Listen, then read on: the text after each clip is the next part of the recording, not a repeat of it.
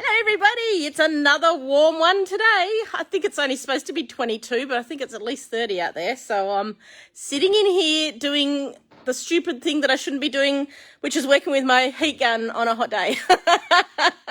So we did another class with Wow last week, so I thought I'd show you the technique. Again, I'm using the same embossing powders I used in our live the other day, the Wow Trio. Which is rosy, icicle, and powdered snow, because I just like the idea of snow in all this cold weather. So I'll turn the camera around and show you a really easy, hello Leanne, hello Deb, really easy technique. Oh, I almost hit the finish button, don't want to do that. Here we are, hit this one. Here we are. So we are, hello Callie, making this really fun, simple, easy card. So first of all, you're just going to cut yourself out a circle mask. So this is just a 6.5 centimetre circle cut into a piece of paper. I've been using it, as you can see, because I've made quite a few of these cards because they're very fun. So what we're going to do is we're just going to pop the mask into the bottom corner of our card, about like so. And now you could mask it off with tape. Or, as I've been showing people, now I've discovered these magnetic boards, you can mask it off with a magnetic board.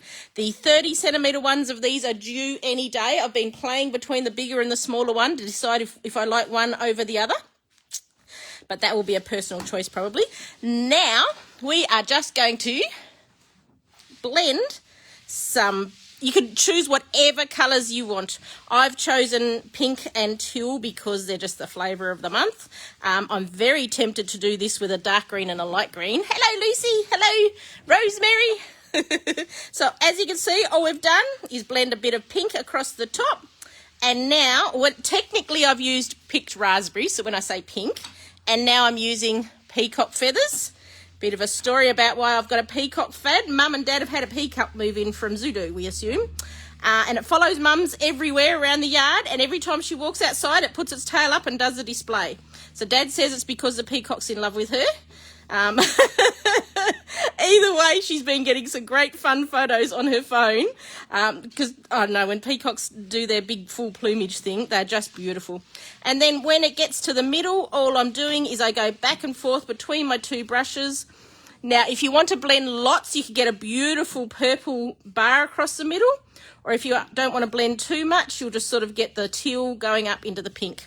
That's all it is. Now, you are going to want to dry that. So if you go and waft it under the heat gun for, 20 seconds or so. I won't do that just to make the live a bit quicker. So, here's one I prepared earlier.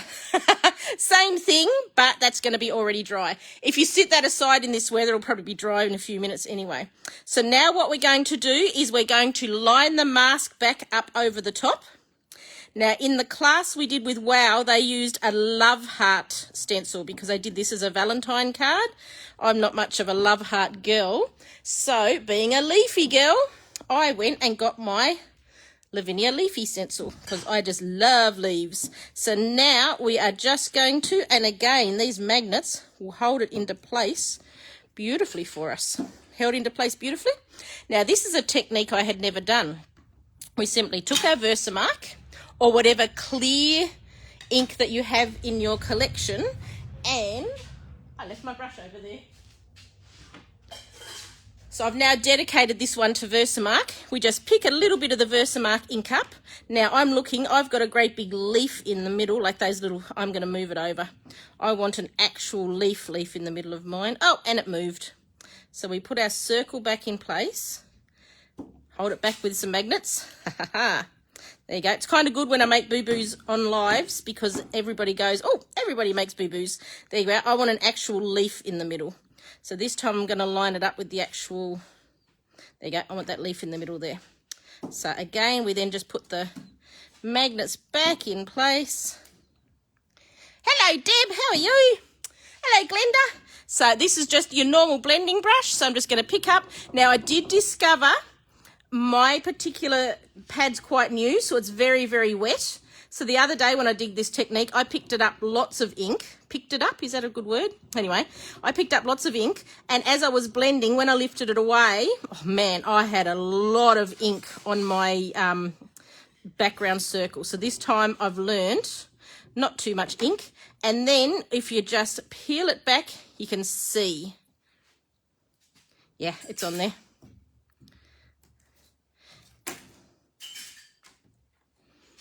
See how you can see the clear, hopefully it's showing up if I lift this up with it. Yeah, you can see where the ink is, which is really pretty. So then it's just a very simple matter. I'm going to put teal embossing powder at the top and pink embossing powder at the bottom. So there's that word again. So Mum and I are now discussing how many people say so when they're doing lives. It's like the word.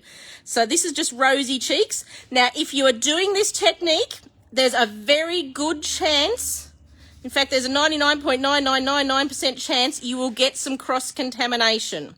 So because I'm doing this with glittery embossing powders, I don't mind if I get a bit of cross-contamination because it doesn't stand out. But if you were doing this technique with a pure embossing powder, say a pure black or a pure white or something, put a little bit of embossing powder aside and use that. Don't pour it back into your main container because you will get cross-contamination.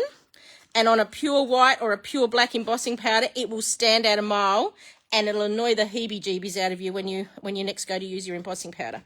So as you can see, I now have the pink embossing powder at the bottom.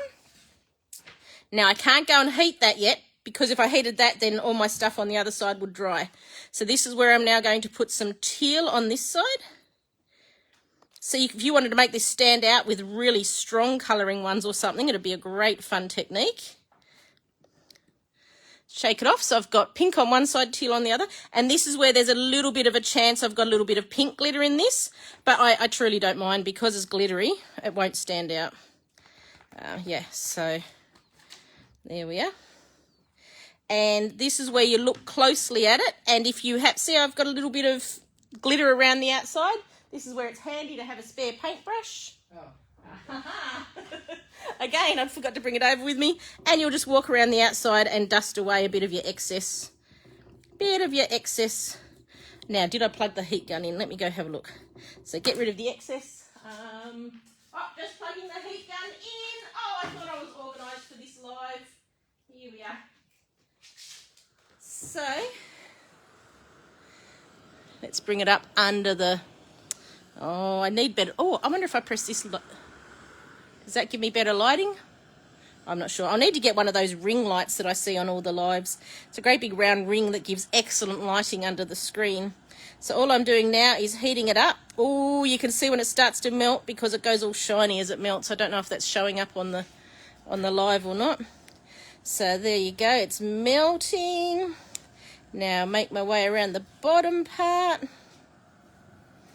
This is just such a fun, easy technique that you could use with any of your stencils. As I said, the other day we did this with a love heart stencil in the class just to make it for a Valentine's card. And there we are. Now, that just needs a bit of mounting. If you wanted to, you could pick out the pink and mount it on pink. I've decided to pick out the teal and mount it on some teal. And then any word of your choice over there. On this one, I went a hello from, I think that's an Altenew hello, which we don't have anymore. This one I just did another hello because I just thought it was a great hello card.